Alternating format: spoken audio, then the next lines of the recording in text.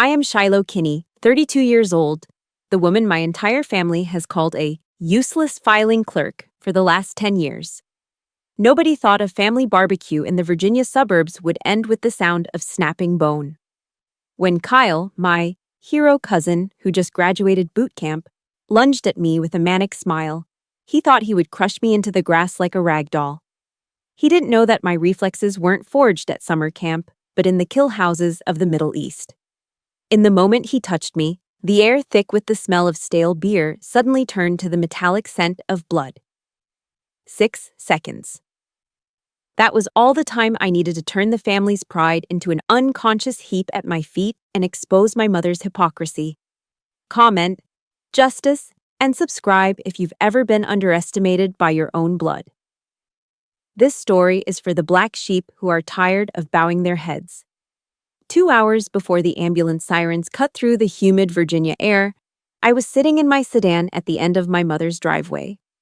The deep, gravelly voice of a former Navy SEAL host on my podcast was discussing the discipline of silence, the tactical advantage of being underestimated. It was the only world that made sense to me.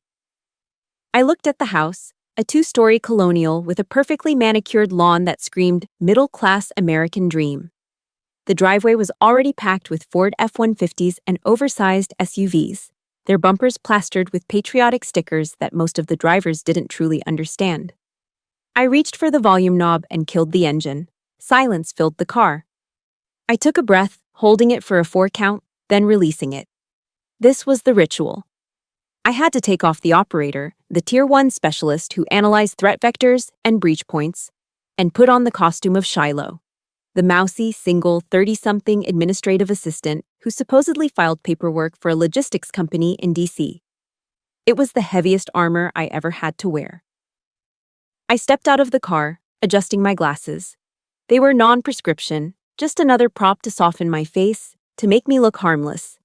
The air smelled of charcoal, lighter fluid, and roasting bratwursts. But underneath that, I could smell the tension. Walking into the backyard was like walking onto a stage where everyone knew their lines except me. The noise was overwhelming. Country music was blaring from the patio speakers, competing with the raucous laughter of men holding cans of Bud Light. And in the center of it all, standing by the grill like he had just conquered a nation, was Kyle. He was 22, with a high and tight haircut so fresh his scalp looked raw. He was wearing a tight Marine Corps t-shirt that clung to his chest, making sure everyone saw the muscles he'd built over the last 3 months. He was holding a beer in one hand and a pair of tongs in the other, gesturing wildly as he recounted his time at Paris Island. "I'm telling you, Aunt Linda," Kyle shouted, his voice cracking slightly. "The drill instructors tried to break me. They really tried. But you just gotta have that mental toughness, you know? It's a mindset. Civilians just don't get it." My Aunt Linda and Aunt Sarah were gazing at him with eyes full of adoration, nodding as if he were explaining quantum physics. "Oh, he's so brave," Aunt Linda cooed, touching his arm. "Our little warrior." I stood by the sliding glass door, invisible. A warrior? He had barely finished basic training. He hadn't seen sand, hadn't heard a shot fired in anger, hadn't felt the concussive force of an IED rattling his teeth. He was a boot, a rookie with an ego bigger than his rucksack. But here, in this backyard, he was Captain America. I felt a sudden thirst, a dry scratch in my throat, and slipped into the kitchen to find a drink. The house was cooler, but the air felt heavier, suffocating with the memories of my childhood. I walked to the counter where the drinks were set up. I reached for a glass of white wine, just wanting something to dull the sharp edges of the afternoon. "Put it down." The voice came from behind me, sharp as a whip. I didn't flinch. I never flinched anymore. But I froze. I turned to see my mother, Janet. She was wiping her hands on a floral dish towel, her eyes scanning me from head to toe with that familiar look of disappointment. She stepped forward and physically snatched the glass from my hand. The wine sloshed over the rim, staining her fingers, but she didn't care. "Don't drink that," she hissed, her voice low so the guests outside wouldn't hear. "A woman drinking alone in the kitchen looks cheap, Shiloh. It looks desperate." I'm 32, Mom, I said, my voice quiet, practiced. I just wanted a glass of wine. You want attention, she corrected, placing the glass out of my reach. She nodded toward the window, where Kyle was now laughing, throwing his head back. Look at Kyle. Look at his posture. That is what a man looks like. That is what success looks like. He's protecting this country. And what are you doing? Filing invoices, wearing those baggy sweaters to hide the fact that you can't find a husband. The insult was precise, designed to hurt. She hated my job because she couldn't brag about it at her bridge club. She hated my clothes because they weren't feminine enough. She had no idea that the baggy sweater was hiding a jagged line of scar tissue running along my lower ribs, a souvenir from a botched extraction in Syria 6 months ago. I'm happy for Kyle, I lied. You should be, she snapped, turning back to her potato salad.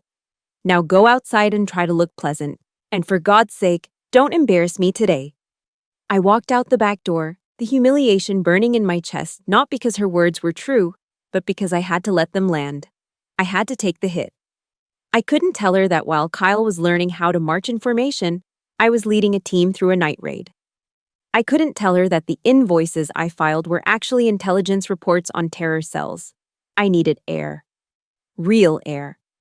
I skirted the edge of the patio, avoiding eye contact with my cousins, and made my way to the far corner of the yard near the old oak tree. Someone was already there. Grandpa Jim sat in his folding lawn chair, a safe distance from the chaos. He was 75, a Vietnam vet who barely spoke. The family thought he was going senile because he stared into space a lot. I knew better. He wasn't staring at nothing. He was watching everything. He didn't look up as I approached, but he shifted his legs to make room for me. He was nursing a small tumbler of amber liquid, no ice. He's loud, Grandpa Jim grunted, not pointing at Kyle, but we both knew who he meant. He's excited, I offered, leaning against the tree. He's a puppy barking at a leaf, Jim muttered, taking a slow sip. Then he turned his head slowly and looked at me. His eyes were milky with age, but the gaze was piercing. He looked at my hands, which were resting calmly at my sides. No tremors. Knuckles scarred, but relaxed. You good, kid? I'm fine, Grandpa. Shoulders look tight, he observed. Carrying something heavy? He wasn't talking about luggage. A chill went down my spine. Out of everyone in this family, the old man was the only one who might suspect. He knew the smell of ozone and cordite. He knew that eyes that had seen death didn't look like normal eyes. Just work stress, I said softly. He huffed, a sound that might have been a laugh. He looked back toward the grill. Kyle was now puffing out his chest, pointing to the shiny eagle, globe, and anchor pin he had pinned onto his civilian shirt. A breach of protocol, but nobody here cared. The sun caught the metal, making it flash like a beacon of virtue. I watched that pin shine. It was perfect, untarnished, just like Kyle. Involuntarily, my hand drifted to my side, pressing against the fabric of my shirt. Underneath, the scar felt rigid and hot. A piece of shrapnel the size of a quarter had missed my kidney by an inch. I didn't get a medal for it. I didn't get a party. I got patched up by a field medic in a dark helicopter and was back on rotation 3 weeks later. The family cheered as Kyle flipped a burger into the air and caught it. Let him have his parade, Grandpa Jim whispered, almost to himself. The quiet ones. We know the bill always comes due. I nodded, swallowing the bitterness. I thought I could just stay in the shadows, survive the afternoon, and leave. I didn't know that in less than an hour the charade would be over, and the violence I kept locked away in a box would be the only thing standing between me and the ground. The late afternoon sun was beginning to dip, casting long golden shadows across the neatly trimmed grass, but the heat hadn't broken. It clung to my skin, sticky and oppressive, matching the mood radiating from the patio chairs.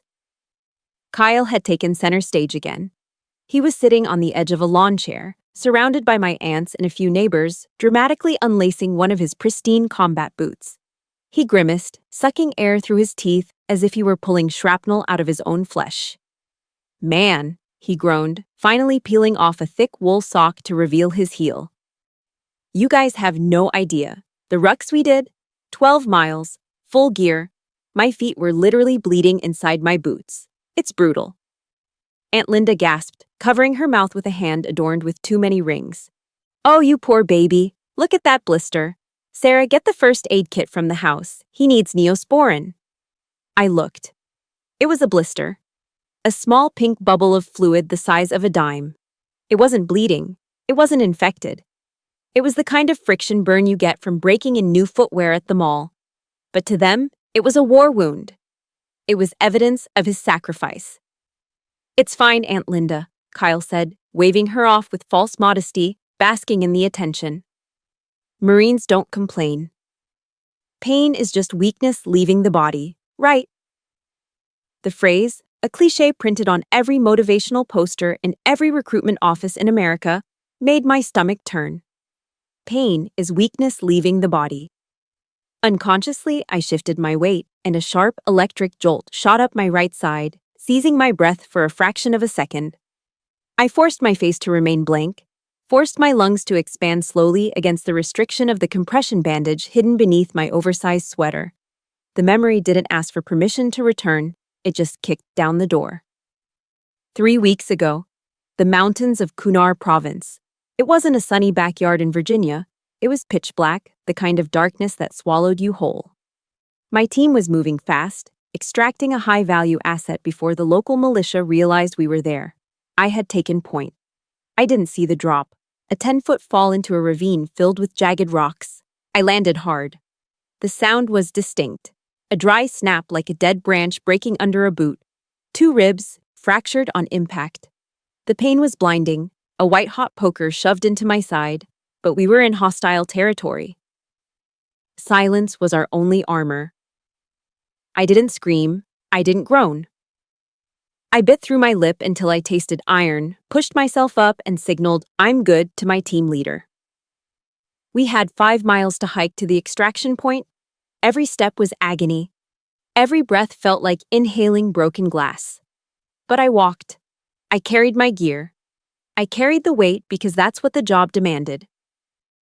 There was no Aunt Linda to fetch Neosporin. There was only the mission and the men beside me. Shiloh, Aunt Sarah's voice snapped me back to the present. The mountains vanished, replaced by the smell of charcoal and cut grass. She was looking at me, holding a plate of deviled eggs, a pitying smile plastered on her face. "You're so lucky you don't have to deal with things like that," she said, gesturing vaguely at Kyle's foot. "Kyle is so brave to put his body on the line. I mean, your job. What is it again? Data entry. At least you get to sit in air conditioning all day. No blisters for you, right?"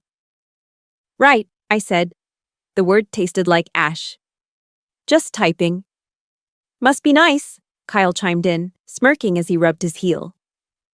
"The civilian life, safe, easy, no drill sergeants screaming in your face." My mother, who had been listening from the doorway, let out a short, derisive laugh. "Easy is what Shiloh does best. She's always chosen the path of least resistance." That was the second strike. The first had been the wine glass. This one was aimed at my soul. And just like that, another memory surfaced, older and deeper than the broken ribs. 10 years ago, the day I left for selection. The day I packed my life into a duffel bag, terrified and exhilarated, ready to serve something bigger than myself. My father had already passed, and I stood in the hallway, waiting for my mother to say goodbye. To say she was proud. To say, be safe. She hadn't even looked up from her magazine. "You're going?" she had asked, flipping a page. "Yes, Mom. The recruiter is outside." She finally looked at me, her eyes cold and hard. "You're not doing this for patriotism, Shiloh. Don't lie to yourself. You're running away. You're doing this because you can't get a man to stay. You're going to the army to hide from the fact that you're a failure as a woman. You're just broken. Broken." The word echoed in my head now, 10 years later, as I stood in this backyard surrounded by people who shared my blood but didn't know my name. They saw a spinster. They saw a disappointment. They saw a coward who chose a desk job because she couldn't handle the real world. My hand trembled slightly. I clenched it into a fist, hiding it in the pocket of my cardigan. The anger was rising, hot and dangerous. I wanted to rip off this sweater. I wanted to lift my shirt and show them the purple and yellow bruising that wrapped around my torso like a corset of violence. I wanted to show them the scar on my shoulder from a bullet graze in Yemen. I wanted to scream, I have bled more for this country in a week than Kyle will in his entire life. But I didn't. Because that wasn't the job. The job was silence. The job was letting them sleep soundly at night, blissfully ignorant of the monsters I fought in the dark. If they knew what I did, if they knew what I was capable of, they wouldn't look at me with pity. They would look at me with fear. And I didn't want my mother to fear me. I just wanted her to love me. I took a deep breath, fighting the sharp stab in my ribs. I needed an anchor, something to hold on to before I lost control. I closed my eyes for a brief second and whispered the words that had gotten me through the coldest nights and the hottest firefights. The words of King David, a warrior poet who knew something about being underestimated by his family.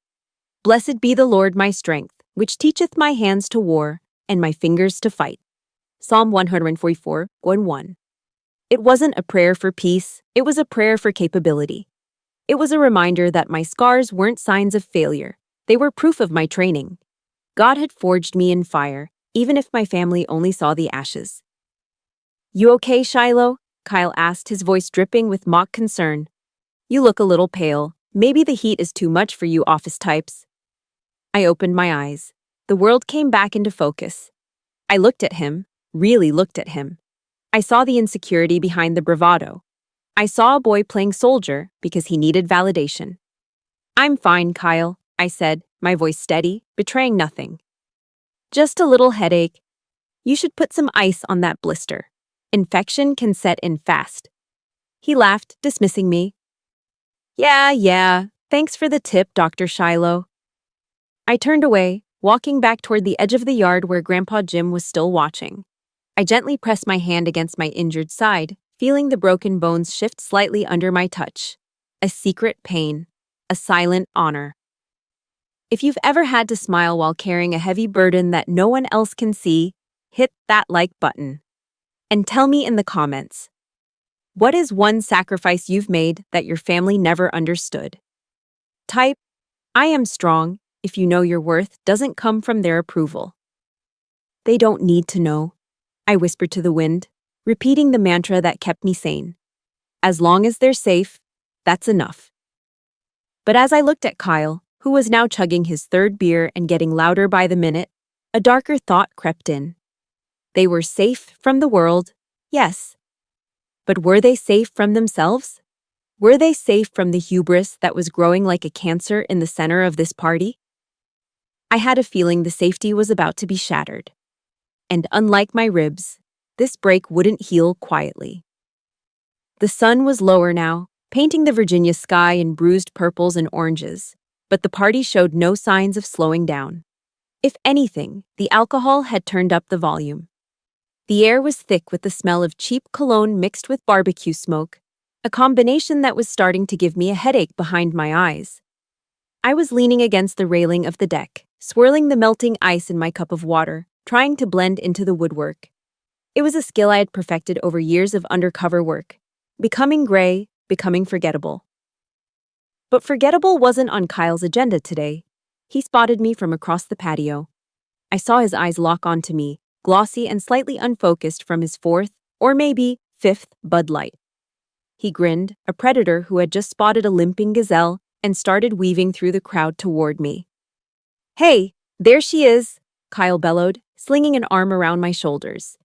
His weight was heavy, oppressive, and he smelled like stale hops and sweat. The family's very own paper pusher. He squeezed my shoulder hard, his fingers digging into the muscle. I didn't flinch. I just stood there, letting him play his game. So Shiloh, he slurred slightly, leaning in close, his breath hot on my face.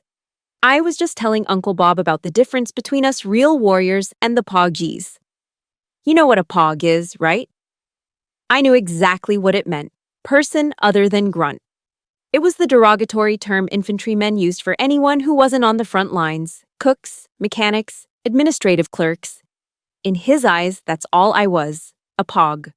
A fobbit who never left the safety of the forward operating base. I've heard the term, I said evenly, taking a sip of my water. Yeah, well, you're the definition of it. Kyle laughed, looking around for an audience. Aunt Sarah and Uncle Bob were chuckling, eager to be part of the joke. See, while guys like me are out there, Oscar Mike, that means on the mission, by the way. You guys are just sitting back, enjoying the Wi-Fi and the chow hall. My eye twitched. Just once. Oscar Mike meant on the move. It came from the phonetic alphabet, O for Oscar, M for Mike. It didn't mean on the mission. Any boot fresh out of training should know that. But here he was, butchering the lingo to impress civilians who didn't know a rifle from a rake. Sounds intense, Kyle, I said, my voice flat. Intense? You have no idea, he scoffed, puffing out his chest. You have to have your head on a swivel, constant vigilance. You never know where the threat is coming from. Constant vigilance. I looked at him, really looked at him, and in that moment, the cousin I had grown up with vanished. In his place was a tactical problem, a threat assessment. My brain switched gears effortlessly, slipping into the cold, analytical mode that had kept me alive in places Kyle couldn't find on a map. Target, male, approx. 180 lbs, intoxicated, balance compromised. I scanned his stance. He was leaning heavily on his left leg, his right foot crossed over his ankle in a casual, arrogant pose. If I were to sweep his left knee, just a quick, sharp kick to the perineal nerve, he would drop like a sack of cement. Defense, 0. His hands were occupied, one holding a beer, the other gesturing wildly in the air. His chin was jutting out, completely exposed. His jugular vein was pulsing beneath the skin of his neck, a perfect, inviting target. Analysis, amateur. If this were a bar in Kandahar or a back alley in Beirut, he wouldn't have lasted 10 seconds. He had no situational awareness. He had let an enemy, me, get within striking distance without assessing my hands or my posture. He was loud. He was visible. He was a walking casualty. If this was a war zone, Kyle, I thought, the words echoing loudly in my skull, you'd be dead 10 times over before you even dropped your beer. You listening to me, Shiloh?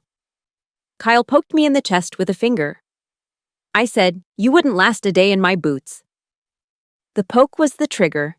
It was a small physical aggression, harmless in a family setting, but my body didn't know we were at a barbecue. My body remembered the rules of engagement. Contact front, react. For a split second, the world slowed down. My hand tightened around the plastic cup of ice water. The plastic crunched loudly, buckling under the sudden pressure of my grip. My knuckles turned white. Every fiber of my muscle memory screamed at me to move. Step in, trap the arm, strike the throat, neutralize. It would take less than 2 seconds. I could envision it perfectly. The look of shock on his face as his airway collapsed. The sound of the beer can hitting the patio pavers. The silence that would follow. I took a sharp breath, forcing the violence back down into the dark box where I kept it. I released the tension in my hand, though the cup was now permanently deformed. I'm listening, Kyle, I said, my voice barely a whisper. I'm just taking it all in. From the corner of my eye, I saw movement. Grandpa Jim. He was still in his lawn chair under the oak tree, but he was no longer looking at the grill. He was looking directly at me. His eyes, usually clouded with age, were sharp and clear.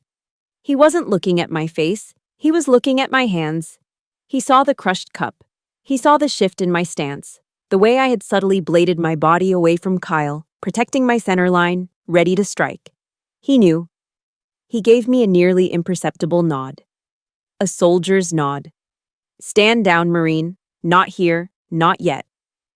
The connection broke as Kyle let out a loud belch, slapping his stomach. Anyway, he announced, bored with tormenting me since I wasn't fighting back. I need a refill. This civilian beer goes down like water.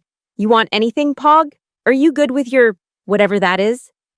I'm good, I said. He rolled his eyes, turning his back on me completely. Another tactical error. And sauntered off toward the cooler, shouting for Uncle Bob to toss him a cold one. I let out a long, shaky exhale. The adrenaline was still humming in my veins, a low-voltage buzz that made my fingertips tingle. I looked down at the mangled cup in my hand. Ice water dripped onto my shoes, cold and sobering. I had been tested, and I had held the line. But as I watched Kyle high-five another relative, laughing at some joke I couldn't hear, I realized something terrifying. The restraint was fraying. The mask was slipping. I wasn't sure how much longer I could play the part of the meek, useless cousin, not when the hero was begging to be taught a lesson. I tossed the ruined cup into the trash can. It hit the bottom with a hollow thud. 1 more hour, I told myself. Just survive 1 more hour. But the sun was setting and the shadows were getting longer. And in the dark, monsters tend to come out to play. I just hoped Kyle realized before it was too late that he wasn't the monster in this story. He was the prey. The shadows under the oak tree were deep and cool, a sanctuary from the glaring artificial lights that had just flickered on around the patio. Kyle had wandered back over, drawn not by interest but by the need to have an audience for his beer-fueled bravado. He stood swaying slightly, holding a fresh can of Bud Light, looking down at Grandpa Jim. "So, Grandpa," Kyle slurred, his voice too loud for the quiet corner of the yard. "You were in Nam, right? That must have been wild." "Lot of action? Like Full Metal Jacket style?" He grinned, expecting a war story full of explosions and heroism, something that would validate his own fantasies of combat. Grandpa Jim didn't look up immediately. He took a slow drag from a cigarette he wasn't supposed to be smoking, doctor's orders, and exhaled a thin stream of blue smoke into the humid air. When he finally spoke, his voice sounded like tires crunching on gravel. "It wasn't a movie, son," Jim said softly. "It was wet. It rained for 3 weeks straight in '68. Your boots rotted on your feet. You didn't see the enemy. You just heard the jungle moving. And you smelled it. The rot. The damp earth." He paused, his eyes drifting to a place none of us could see. "I lost my best friend, Miller, because he lit a cigarette at the wrong time.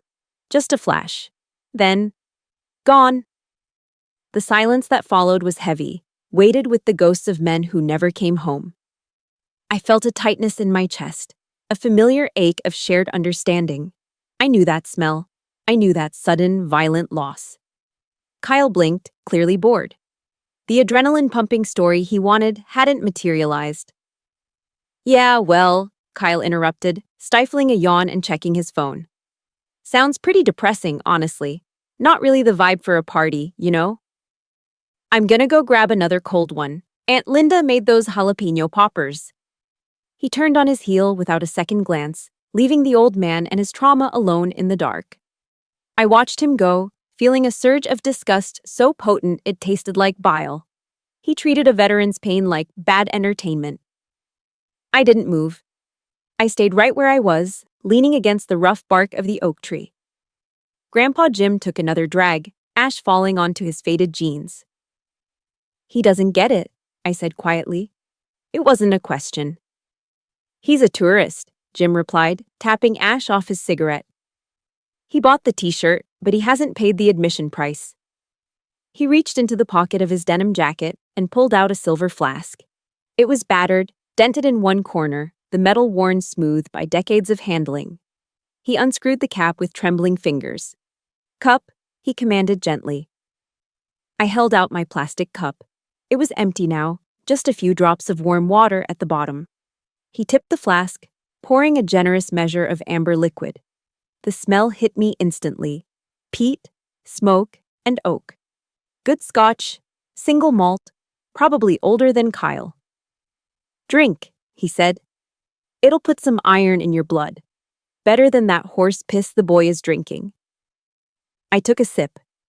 It burned pleasantly on the way down, a warm fire settling in my stomach. It tasted like history, like respect. "Thanks, Grandpa." He capped the flask and put it away. Then he turned in his chair, shifting his body so he was facing me directly. His milky eyes narrowed, scanning me with an intensity that made me want to check my own perimeter. "Your shoulder," he said. It wasn't a question. "Is it healing?" I froze. The glass of scotch stopped halfway to my mouth. I hadn't touched my shoulder. I hadn't winced. I hadn't favored it. At least, I didn't think I had. I don't know what you mean, I stammered, the lie clumsy on my tongue. Jim scoffed, a dry rattling sound. Don't bullshit a bullshitter, Shiloh. I saw you flinch when you lifted that case of soda earlier. Just a twitch in the jaw. And you're guarding your right side. You walk like you're carrying a pack, balancing the weight.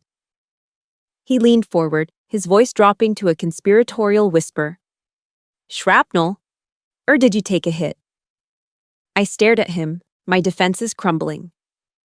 For 10 years, I had fooled my mother. I had fooled my aunts. I had fooled everyone in this suburban masquerade, but I couldn't fool him. Game recognizes game. Fall, I whispered, the truth slipping out before I could stop it. Broken ribs, 3 weeks ago. He nodded slowly, absorbing the intel. There was no pity in his eyes, only recognition. The look one wolf gives another across the pack. Rough terrain? Rough enough? And the family thinks you're typing invoices. It's better that way, I said, looking toward the house where the laughter was getting louder, more raucous. Mom. She needs to believe I'm safe. She needs to believe I'm boring. If she knew the truth, it would break her. Jim snorted. Your mother is brittle, Shiloh. She breaks if the wind blows the wrong way. But you? He reached out, his calloused, papery hand covering mine where it rested on the arm of his chair. His grip was surprisingly strong. You're made of different stuff. You're tougher than steel, kid. Steel bends. You don't. Tears pricked the back of my eyes, sudden and hot. I blinked them away furiously. I hadn't cried when I broke my ribs. I hadn't cried when the medic set them. But hearing this old man, this forgotten warrior, see me, truly see me, cracked something open inside my chest. I feel like I'm disappearing sometimes, I confessed, my voice barely audible over the chirping crickets. Like Shiloh is just a ghost, and the only real thing is the mission. The mission ends, Jim said firmly. The war ends, even if it takes a lifetime. But you gotta survive the peace, Shiloh. That's the hardest part. Surviving the peace among people who don't know the cost of it. He took a swig from his flask, wiping his mouth with the back of his hand. You're not a ghost, he added. You're the only real thing in this whole damn zip code. We sat in silence for a moment, sipping our scotch, two soldiers from different wars finding a common frequency in the static of civilian life. It was the most peaceful I had felt in months. But the peace was fragile. A loud crash from the patio shattered the moment, glass breaking, laughter that sounded more like braying. I looked up. Kyle was standing on top of a cooler, swaying dangerously, holding a fresh beer high in the air like a trophy. He was shouting something about combat maneuvers. Grandpa Jim followed my gaze. His expression hardened, the warmth vanishing instantly. His eyes went cold, the eyes of a man who had seen villages burn. Watch him, Jim murmured, his voice low and dangerous. He's just drunk, I said, trying to dismiss the unease crawling up my spine. No, Jim said, shaking his head slowly. He's not just drunk. He's weak, and he's scared. He knows he's a fraud deep down. And a scared man with something to prove is the most dangerous thing on earth. He squeezed my hand one last time, a warning grip. Be ready, Shiloh, he whispered. The dog that barks the loudest is usually the one that's about to bite. And when he snaps, don't you dare hold back. I looked at Kyle, really looked at him, and saw the frantic energy in his movements, the desperate need for validation that was spiraling out of control. Grandpa Jim was right. The storm wasn't coming. It was already here. And I was the only one with an umbrella made of steel. The warning from Grandpa Jim hung in the air like ozone before a thunderstorm. The dog that barks the loudest is usually the one that's about to bite. It didn't take long for the bite to come. Kyle was bored. The adrenaline from his war stories had faded, replaced by the sloppy, aggressive buzz of too much cheap beer. He was prowling the patio, looking for a target, something to assert his dominance over now that the old man had dismissed him. His eyes landed on Leo. My nephew Leo was 12 years old, a quiet kid with messy hair and glasses slightly too big for his face. He was sitting on the edge of a planter box, engrossed in a video game on his phone, trying to make himself as invisible as I usually did. He was the family's punching bag, too sensitive, too artistic, not interested in football or hunting. "Hey, Leo," Kyle shouted, his voice slurring. "Get your nose out of that screen, boy." Leo flinched, looking up with wide, startled eyes. "I'm just playing, Kyle." "Playing?" Kyle sneered, stomping over to him. "You're rotting your brain. You need to learn some real skills. Get up." Before Leo could react, Kyle grabbed him by the back of his t-shirt and hauled him to his feet. Leo stumbled, dropping his phone onto the concrete. The screen cracked. "Hey!" Leo cried out, reaching for it. "My phone!" "Forget the phone," Kyle barked, spinning the boy around. "I'm gonna teach you some MC MAP, Marine Corps Martial Arts Program. You need to know how to defend yourself, or you're gonna get eaten alive in high school." The family laughed. Uncle Bob, who was filming on his own phone, chuckled. "Yeah, teach him a lesson, Kyle. Toughen him up." My stomach tightened. This wasn't a lesson. This was bullying disguised as tough love. "Okay, look," Kyle announced to his captive audience. "First thing you gotta know is how to escape a headlock. Come here." He wrapped his thick, sweaty arm around Leo's neck. It wasn't a playful hold. He clamped down hard, bearing the boy's head into his armpit. Leo yelped, his hands clawing at Kyle's forearm. "Ow! Kyle, stop! It hurts!" Leo's voice was thin and panicked. "It's supposed to hurt." Kyle laughed, tightening his grip. "Pain is weakness leaving the body, remember? Now try to break it. Come on, use your hips." Leo was flailing now. His face was turning red. His feet scrabbled against the patio stones. He wasn't learning anything. He was being choked by a drunk 22-year-old who didn't know his own strength or didn't care. "Kyle, let him go," I said from the shadows, my voice low. But the noise of the party drowned me out. "Look at him," Aunt Linda giggled, sipping her wine. "He's like a little fish on a hook." "Mom!" Leo screamed, tears streaming down his face. "Mom, help me!" I looked at my sister-in-law, Leo's mother. She was standing next to my mom, holding a plate of brownies. She looked uncomfortable, but she didn't move. She looked at my mother for cues, and my mother, Janet, the matriarch, just smiled that tight, superior smile. "Oh, stop crying, Leo," she said, her voice cutting through the boy's sobs. "Don't be such a baby. Kyle is just playing. You need to learn to be a man. Let your cousin teach you something useful for once. Learn to be a man." The words hit me like a physical blow. The cruelty of it, the absolute willful blindness. They were watching a child be terrified, be hurt, and they were calling it education. They were calling it masculinity. Leo's struggles were getting weaker. His eyes were wide with terror, darting around the circle of smiling adult faces, looking for a savior and finding only an audience. And in that look, the backyard vanished. Suddenly, I wasn't in Virginia anymore. I was in a dusty village in Idlib. The smell of charcoal became the smell of burning tires. The sound of country music became the ringing in my ears after an explosion. And Leo's face, it became the face of a boy I had pulled from the rubble 3 years ago. A boy who had looked at me with that same desperate, pleading terror. "Help me." My vision tunneled. The edges of the world went gray. The only thing in color, the only thing that mattered, was the threat and the victim. The mask of Shiloh. The secretary dissolved. The armor of the meek daughter shattered. I didn't think. I didn't decide. The training took over. I set my plastic cup down on the small table beside Grandpa Jim. The movement was precise, deliberate. Grandpa Jim didn't try to stop me. He just sat back, his eyes hard, and whispered one word. "Go." I stepped out from under the oak tree. My movements were fluid, devoid of the clumsy hesitation I usually faked. I crossed the grass in 3 long strides, closing the distance to the patio. The air around me seemed to drop 10 degrees. "Kyle!" I didn't yell. I didn't scream. I used the voice I reserved for the field, the command voice. It was a tone that bypassed the conscious brain and struck directly at the primal instinct to obey. It was deep, resonant, and utterly devoid of fear. The laughter died instantly. Uncle Bob lowered his phone. Aunt Linda froze with her wine glass halfway to her mouth. Kyle stopped squeezing, but he didn't let go. He turned his head, his eyes glassy and confused, trying to locate the source of the sound that had just cut through his drunken haze. He saw me standing there, 10 feet away. My hands were empty, hanging loose at my sides. My posture was relaxed, but it was the relaxation of a coiled snake. "What did you say?" Kyle sneered, trying to regain his bravado, but his voice wavered. I repeated, each word landing like a hammer strike.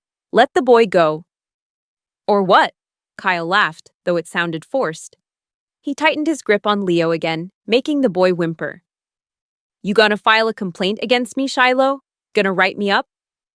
My mother stepped forward, her face flushed with anger.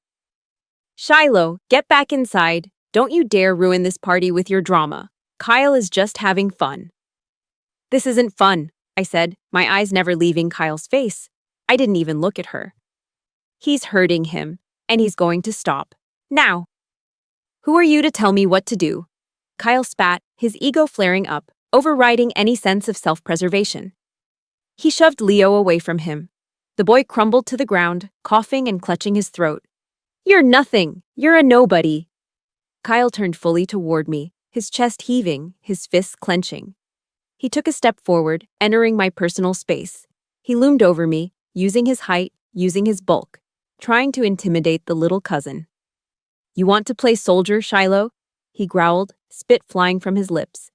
"Come on then, make me stop." He raised his hands in a sloppy fighting stance. I looked at his hands. I looked at his feet. I looked at the exposed line of his jaw. Grandpa Jim was right. The dog had snapped. And for the first time in 10 years, I wasn't going to walk away. "Your choice, Kyle," I whispered, so only he could hear. "But you're not going to like how this ends." The silence in the yard was absolute. Even the crickets seemed to be holding their breath. Everyone was waiting. Waiting for the secretary to retreat. Waiting for the mother to yell. Waiting for the hero to win. They were all wrong. Because the hero wasn't the one standing tall. The hero was the one about to bring him to his knees.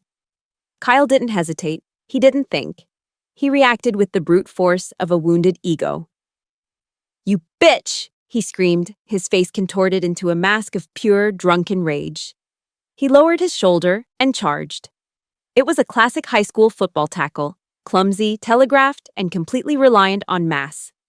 He intended to drive me into the dirt, to use his 200 pounds to crush the little secretary who dared to question him. To him, I was just a speed bump. But to me, he was moving in slow motion. My world narrowed down to geometry and physics. The noise of the party, my mother's gasp, Leo's whimper, the country music, faded into a dull hum. My heart rate didn't spike. It steadied.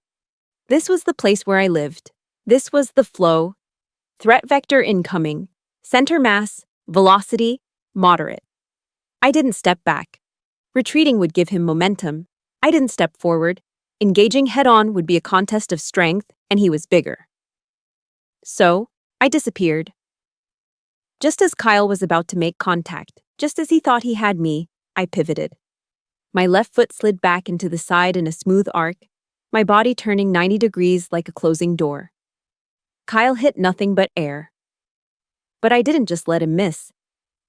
I helped him. As he lunged past me, stumbling forward under his own unchecked inertia, my right hand shot out. I didn't strike him, I guided him. I placed my palm flat against his shoulder blade and shoved, adding my force to his. "Whoa!" Kyle yelped, his feet tangling as he tried to regain his balance. He was falling forward, exposing his back. The cardinal sin of combat. Target exposed, execute. I moved in. My body flowed like water, closing the gap instantly. I kicked the back of his knee, a sharp, precise strike to the popliteal fossa. His leg buckled. He dropped to his knees with a grunt, his momentum arrested, but his balance destroyed. Before he could even process that he was on the ground, I was on him. I wrapped my left arm around his neck from behind. It wasn't a hug. It was a vice. My bicep pressed against the right side of his neck. My forearm bone dug into the left. I grabbed my own right bicep with my left hand, locking the hold. My right hand moved behind his head, pushing it forward, cinching the noose tight. The rear naked choke.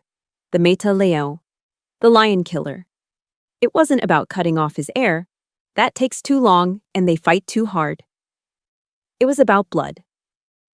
I compressed his carotid arteries, the highways delivering oxygen to his brain. Kyle thrashed. He clawed at my arm, his fingernails digging into my skin, desperate and wild. He tried to throw himself backward to slam me onto the concrete. But I had already hooked my legs around his waist, grapevining his legs, flattening my hips against his back. I was a backpack he couldn't take off.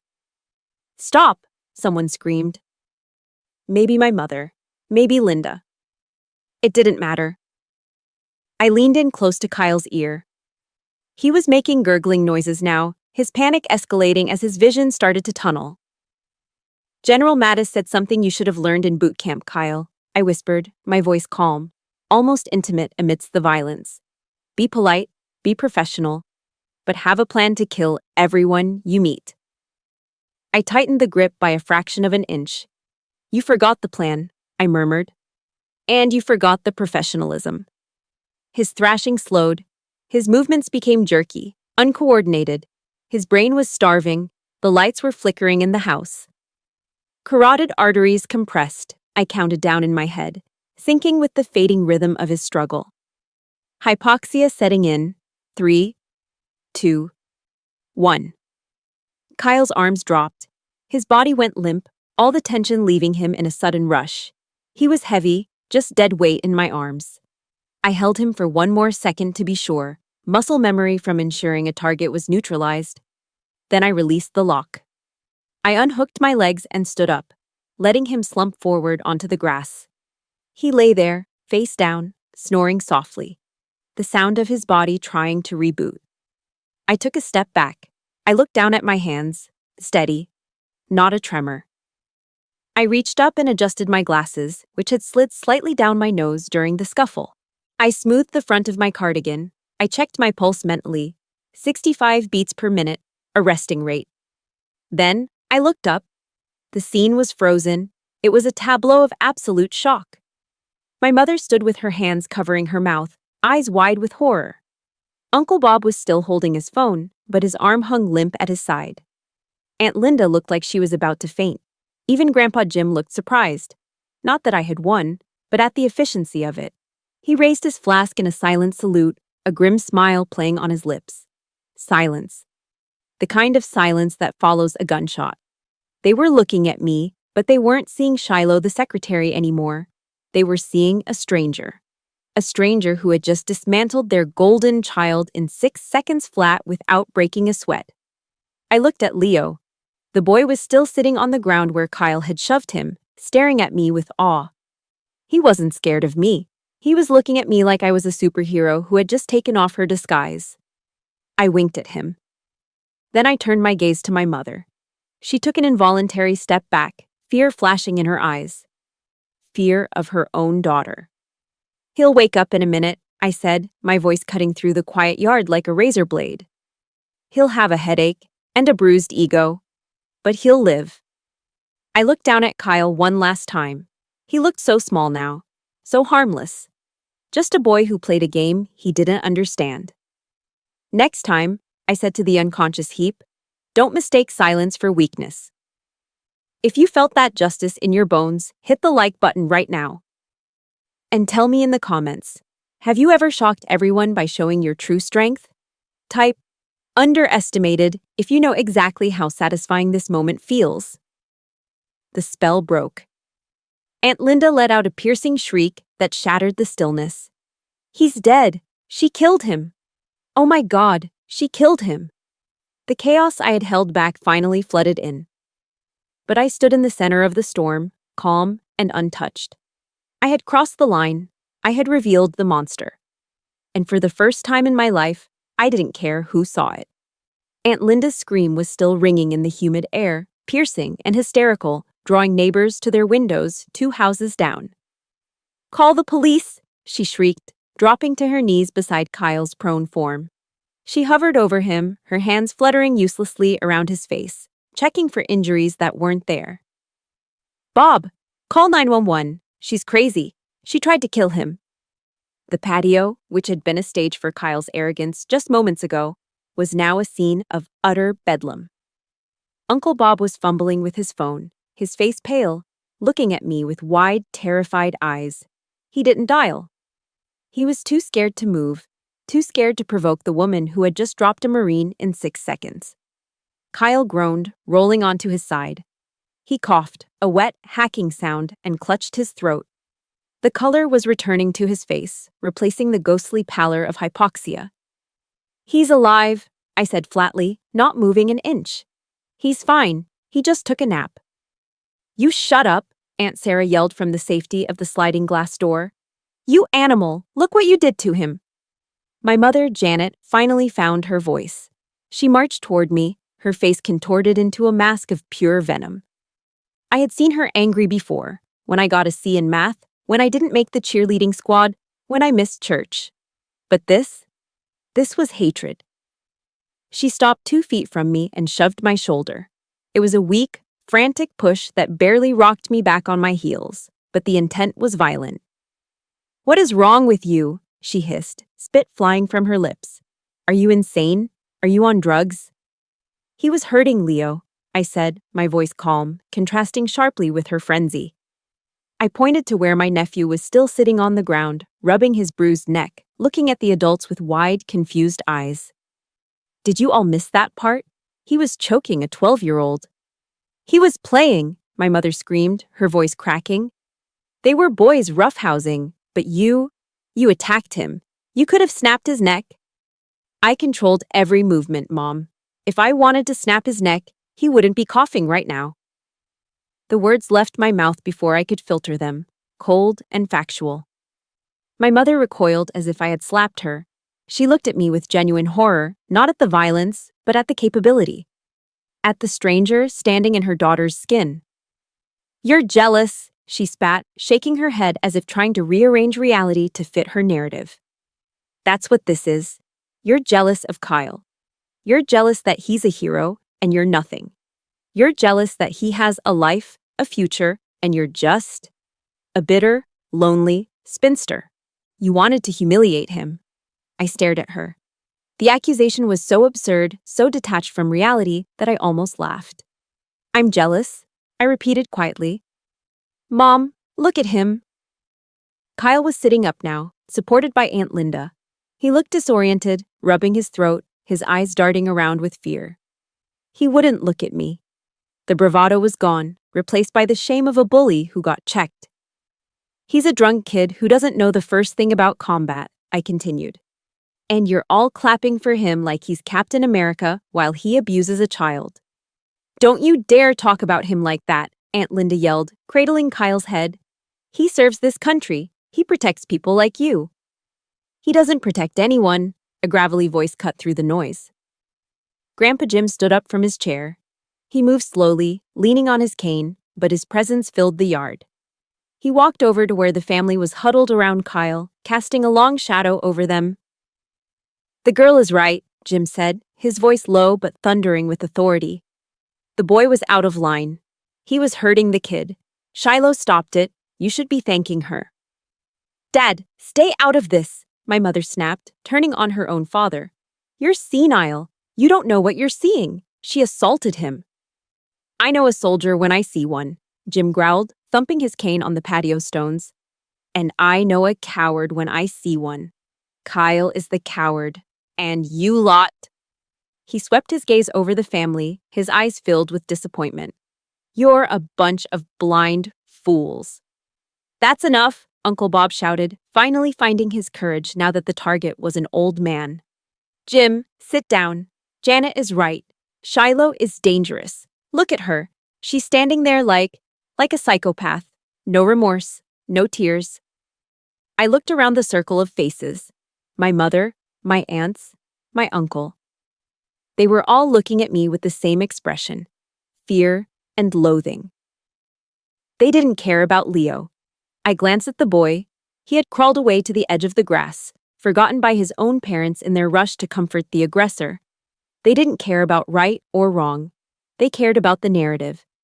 In their story, Kyle was the golden child, the hero, the future. I was the scapegoat, the failure, the background noise. By taking Kyle down, I hadn't just hurt him physically, I had shattered their carefully constructed fantasy. I had proven that their hero was weak and their failure was powerful. And that was unforgivable. "You need help, Shiloh," my mother said, her voice dropping to a cold, dismissive tone. "You need professional help. I don't know where you learned those things, but it's not normal. It's sick." "It's training, Mom," I said, feeling the last tether of attachment snap inside my chest. "It's what keeps you safe at night. But you don't want to know that. You prefer the fairy tale." "Get out," she whispered. I raised an eyebrow. "Excuse me?" "Get out of my house," she said louder, pointing a trembling finger at the gate. "Leave. Before Bob calls the sheriff. I don't want you here. You're not the daughter I raised." I looked at her. I looked at the woman whose approval I'd chased for 32 years. The woman whose criticism had driven me to push myself harder, to become elite, to become lethal, just to prove I was worth something. And I realized with a clarity that was both heartbreaking and liberating that I would never be enough for her.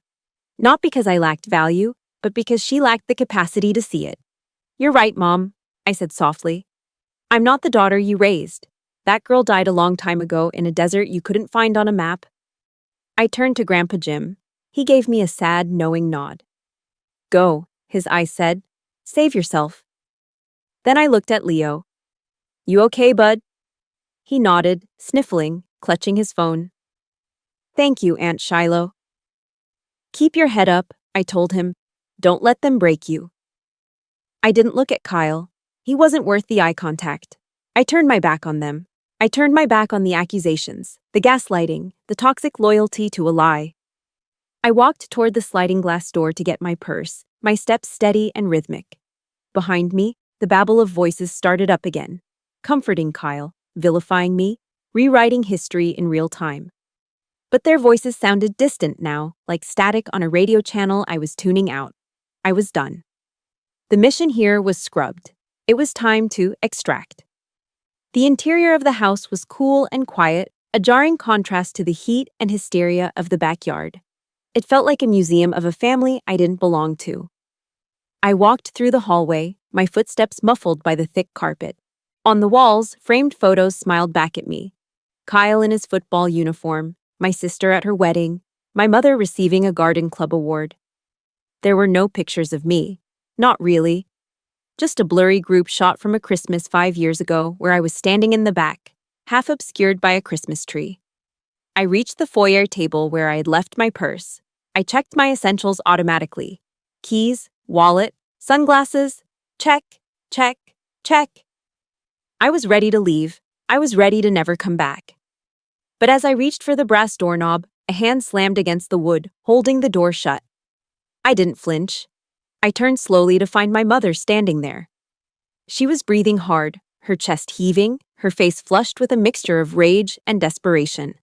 She looked small suddenly, small and petty. "You're not leaving," she said, her voice trembling. "Watch me," I replied, my tone even. "You're going to go back out there," she hissed, pointing toward the patio door where the muffled sounds of Aunt Linda's wailing could still be heard.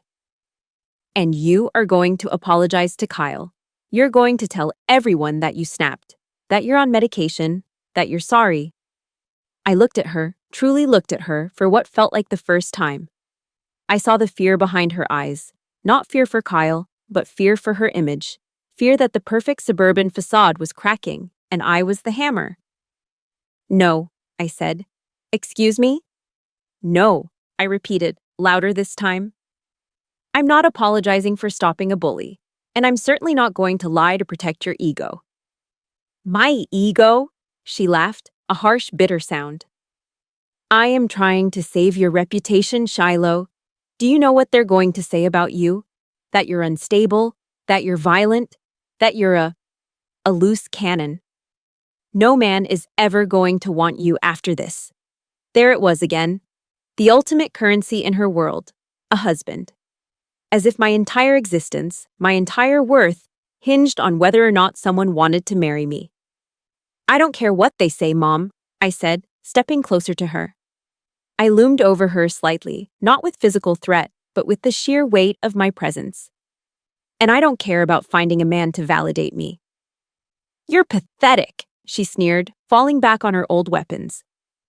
You're a glorified secretary, Shiloh. You file papers, you answer phones, you live in a tiny apartment, and you have nothing. Kyle is a Marine. He is elite. You should be on your knees begging for his forgiveness. Something inside me finally snapped. Not with a bang, but with a quiet, decisive click. The lock on the door to my secret life turned. You think I file papers? I asked, my voice dropping to a whisper that was more terrifying than a scream. I know you do, she scoffed. That's all you're good for. I leaned in, invading her personal space until I was inches from her face. I let the mask drop completely. I let her see the eyes that had stared down warlords. I let her feel the cold radiation of a predator. That logistics company in DC? I said softly. It doesn't exist, Mom. It's a front, a shell corporation for the intelligence support activity. Her eyes widened. She opened her mouth to speak, but no words came out. I don't type invoices, I continued, relentless. I hunt people, bad people, people who make Kyle's drill instructors look like kindergarten teachers. I speak 3 dialects of Arabic. I have a clearance level you don't even know exists. And those scars you think are ugly? I got them dragging a teammate out of a burning building in Aleppo while you were asleep in your comfortable bed. She took a step back, hitting the wall. She looked terrified. You're lying, she whispered, but her voice lacked conviction. Believe what you want, I said, straightening up and adjusting my purse strap. But know this, I am not the failure of this family. I am the shield that protects it. I reached for the doorknob again. This time, she didn't stop me. She couldn't. She was paralyzed by the sudden, massive shift in power dynamics. But before I opened the door, I turned back to her one last time. I needed to leave her with something she would never forget. Something that would burn every time she looked at her precious, fragile nephew.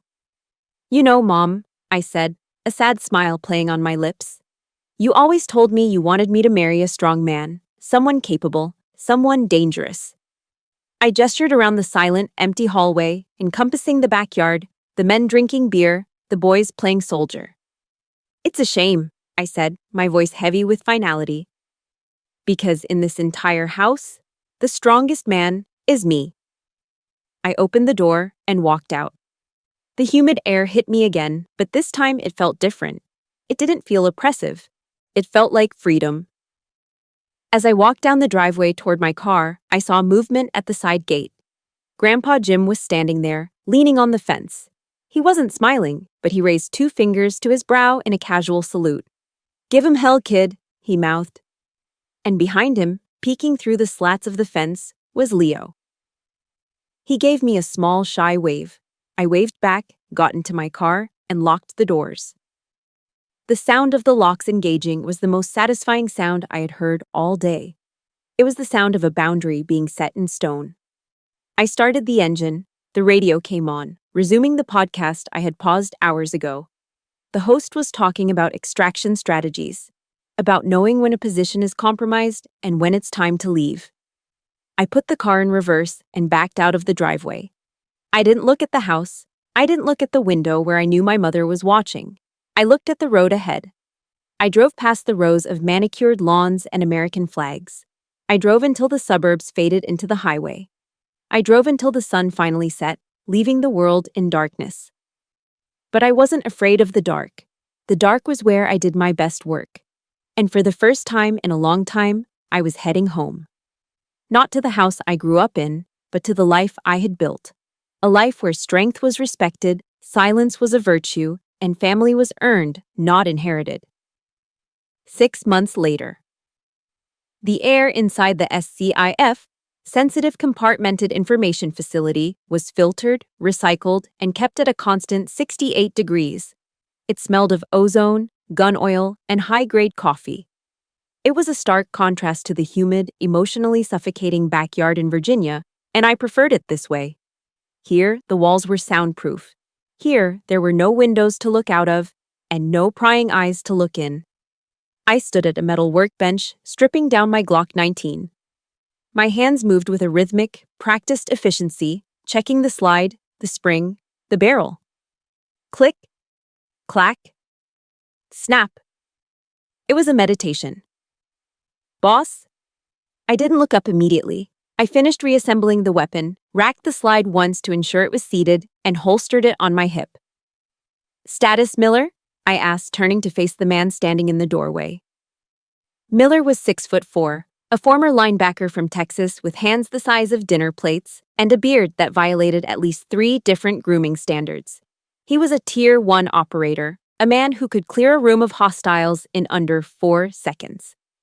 And he was looking at me with the kind of deference usually reserved for generals or saints. Bird is fueled and prepped, ma'am, Miller said, his voice a low rumble. Wheels up in 10. Intel says the package is moving tonight. Good, I said, grabbing my plate carrier from the bench. Tell the team to gear up. We go dark in 5. Roger that. He lingered for a second, watching me check the straps on my Kevlar vest. You good, boss? He asked, not out of doubt, but out of loyalty. You've been running hot lately. I paused, looking at him. In this room, surrounded by lethal professionals, I wasn't the disappointment. I wasn't the spinster. I was the asset. I was the leader. I'm good, Miller, I said, offering him a rare, genuine smile. Just focused. Get to the chopper. He grinned and disappeared down the hallway. I had 5 minutes before I had to surrender my personal electronics and vanish from the grid. I walked over to my locker, a gray metal box with my call sign, Wraith, stenciled on the front. Inside, sitting on the top shelf next to a spare magazine, was my personal iPhone. I hadn't touched it in 12 hours. I picked it up, the screen illuminating my face in the dim light. One new notification. My thumb hovered over the screen. I knew the number. I hadn't deleted it, but I hadn't answered it either. It was Kyle. I swiped open the message. It was long, a wall of text sent at 2 a.m., likely fueled by insomnia and regret. Shiloh, it read. I know you probably won't read this. Mom told us not to contact you. But I had to say something. I leaned against the locker, feeling the cold metal through my tactical shirt. Uncle Bob sent me the Ring doorbell footage from the BBQ. I watched it. I watched it like 50 times. I slowed it down. I could picture him sitting in his barracks room or his parents' basement, hunched over a laptop, frame by framing the moment his world turned upside down. I saw what you did with your feet, the pivot, the weight transfer, and the choke. You didn't just grab me, you locked it. That wasn't self-defense class stuff. That was operator level. I scrolled down. I asked around. Some guys I know in Intel. They wouldn't tell me anything, but the way they shut up when I mentioned your name. Jesus, Shiloh. Who are you? A ghost, I thought. I'm the ghost you were too loud to hear. I'm sorry about Leo. The message continued. I was drunk, yeah, but that's no excuse. I was being a bully. You were right. Grandpa Jim was right. I felt small, and I wanted to feel big. I'm sorry I made you leave. If you ever want to talk, or teach me how to not get my ass kicked in 6 seconds, let me know. I stared at the words. 6 months ago, this message would have meant everything to me. It would have been the vindication I craved. It would have been the proof that I wasn't crazy, that I wasn't the villain. But now, it just felt quiet. It was an echo from a life I'd already shed, like a skin I had outgrown. I didn't feel angry at Kyle anymore. I didn't feel triumphant. I just felt a distant, detached pity. He was finally seeing me, yes, but he was seeing the cool part, the violence, the skill. He still didn't know me. He didn't know the nights I spent awake, the weight of the decisions I made, the cost of the silence I kept. And he never would.